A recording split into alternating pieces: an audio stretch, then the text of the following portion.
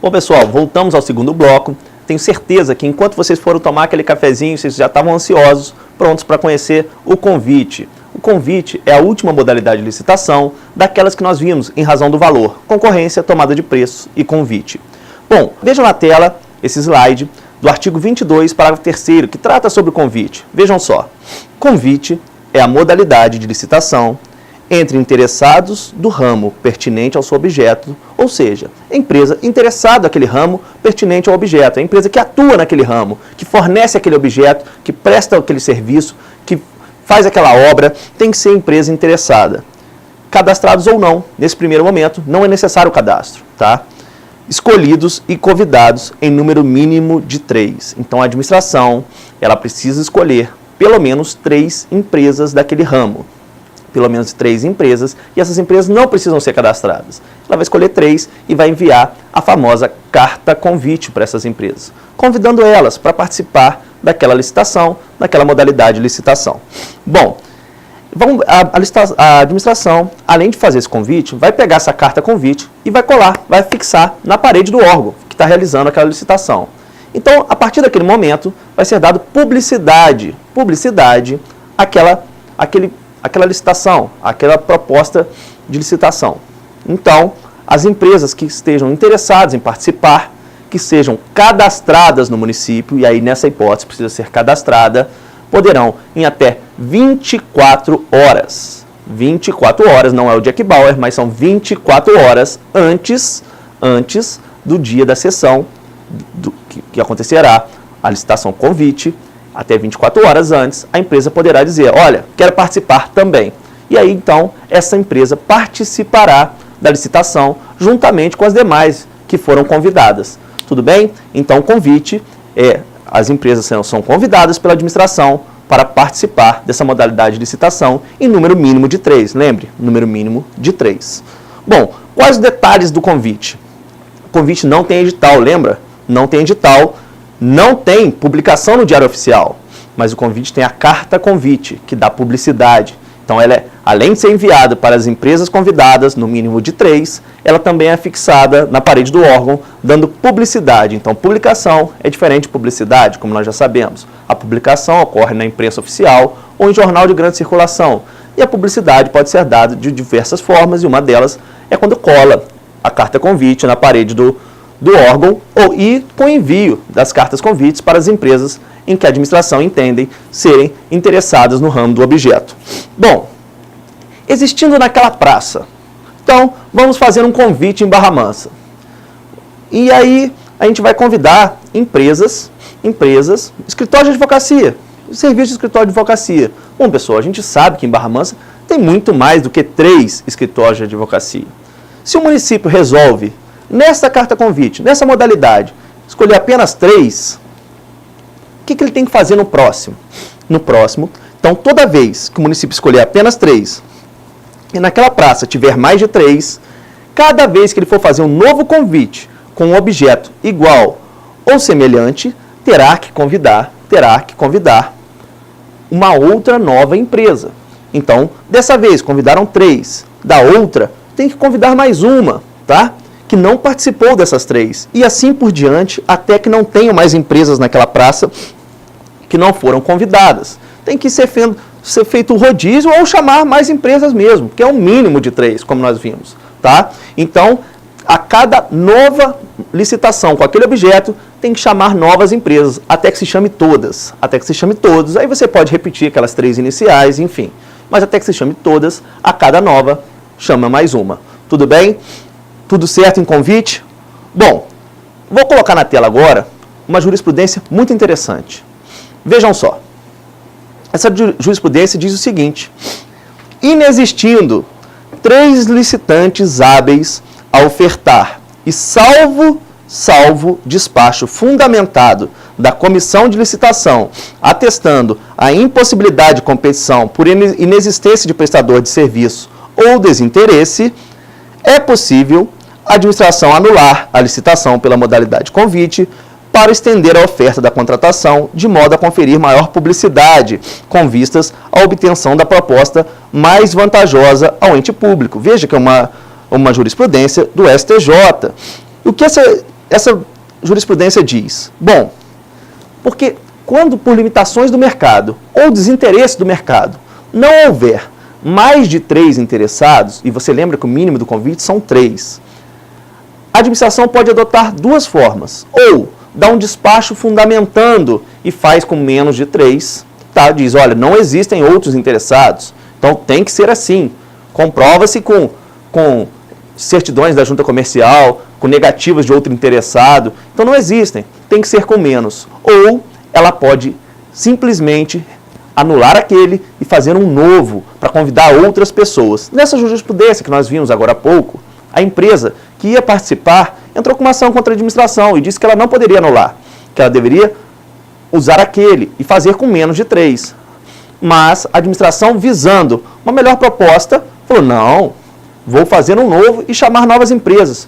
Lembre-se que o objetivo é a melhor proposta para a administração pública. E o STJ corretamente disse, realmente a administração tem razão, pode anular e fazer uma nova licitação convidando outras empresas. Tudo bem, pessoal? Então encerramos agora o convite e vamos iniciar então a tratar das modalidades sobre objeto.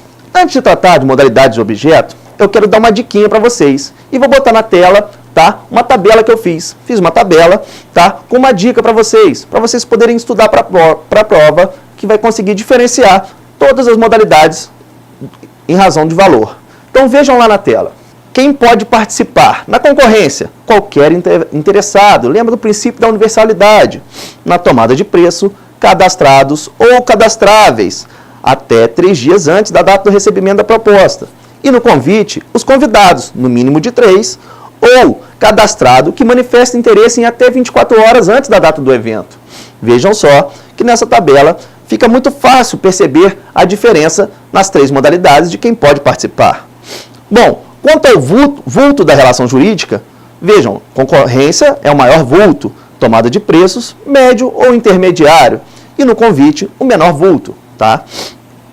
Obras e serviços de engenharia, concorrência acima de 1,5 milhão, lembra da dica do consórcio público, hein? O dobro ou o triplo. Compras e outros serviços, acima de 650 mil. Na tomada de preços, obras e serviços de engenharia, até 1,5 milhão, compras e outros serviços, até 650 mil. E o convite, que é o menor vulto, é até 150 mil para obras e serviços de engenharia e até 80 mil para compras e outros serviços. Bom, agora que eu dei essa dica, que vocês vão acertar todas as questões da prova, vamos então para as modalidades em razão do objeto. Volta aqui e vamos para lá. Bom, vamos iniciar com a modalidade concurso. Por favor, pessoal, não confunda esse concurso com o concurso público. Esse concurso é uma modalidade de licitação, tá? Joga na tela o artigo 2º, parágrafo 4º, que trata desse concurso. Então vejam, é a modalidade de licitação entre quaisquer interessados para escolha de trabalho técnico, científico ou artístico. Lembre do quaisquer interessados, do princípio da universalidade. Qualquer um pode participar. Tem que ter um trabalho técnico, científico ou artístico, mediante a instituição de prêmio ou remuneração aos vencedores, conforme os critérios do edital. Então, o concurso é uma modalidade bem específica. Só ocorrerá essa modalidade quando for análise de trabalho técnico, científico ou artístico.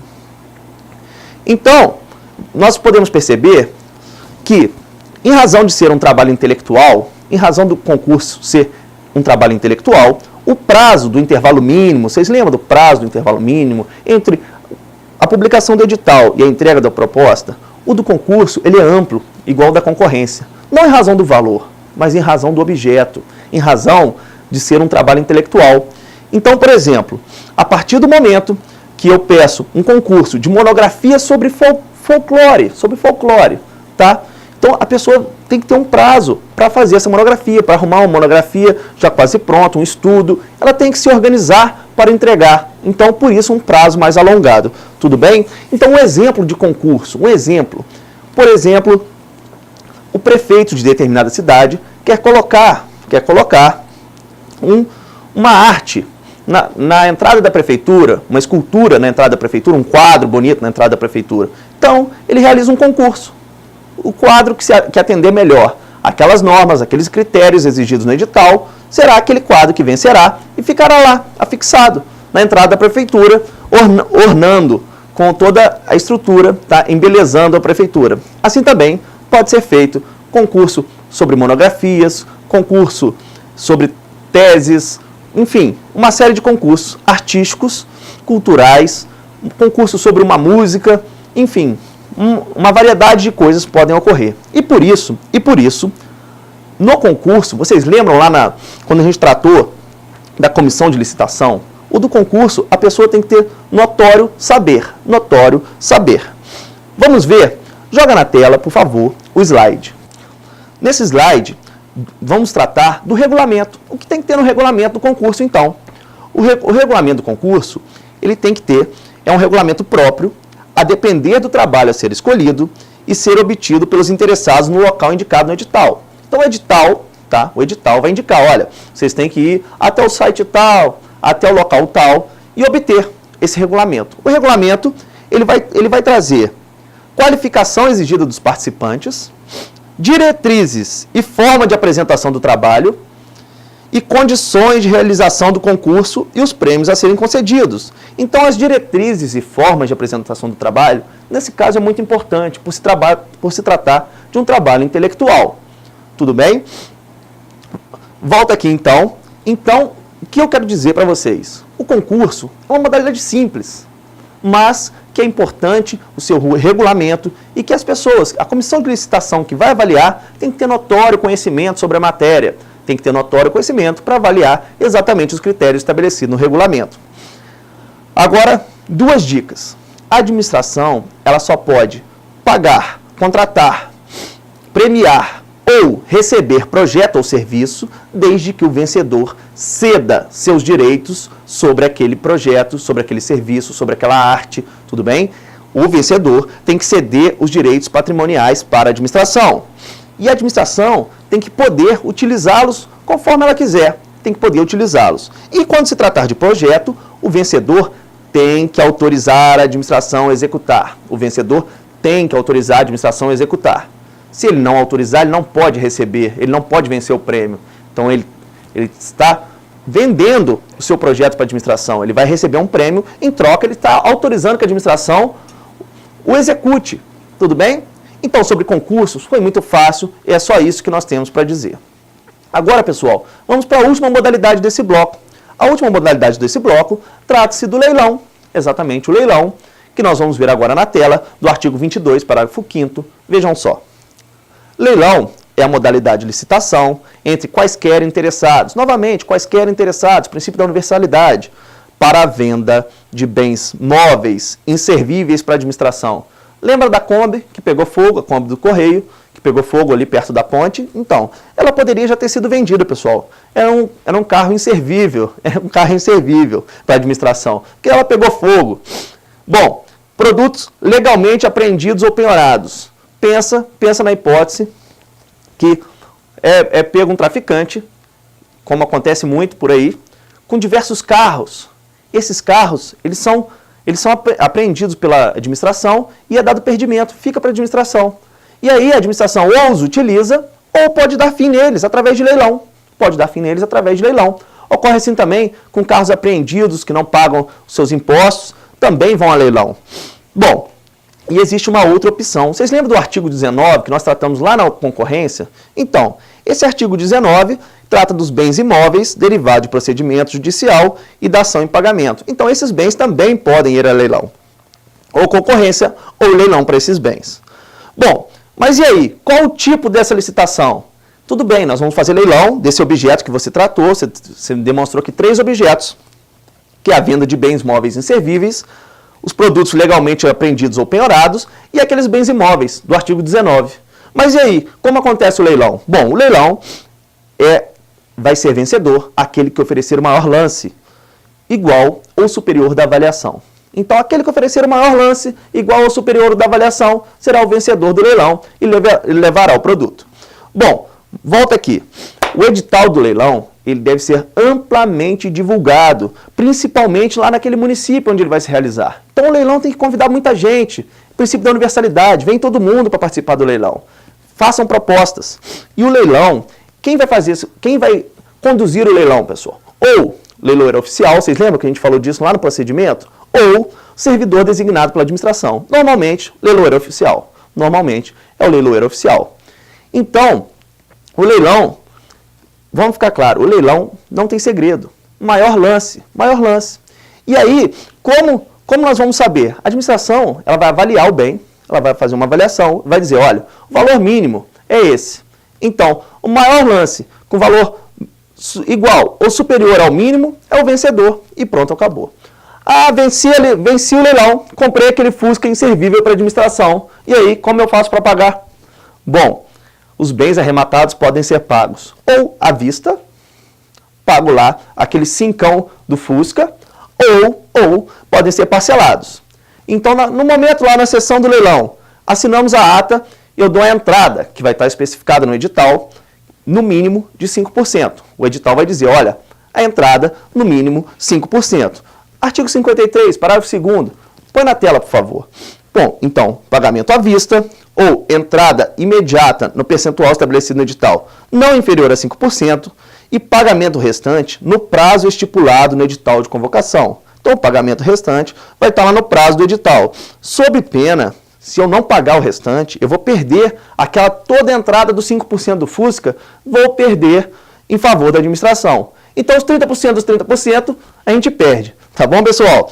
E aí, nos leilões internacionais, o pagamento à vista é diferenciado. O à vista não é à vista, tem um prazinho, 24 horas. Então, o pagamento à vista pode ser feito até 24 horas após o leilão. Não precisa ser imediatamente, como nos outros leilões. Nos leilões internacionais, tem aquele prazinho de 24 horas.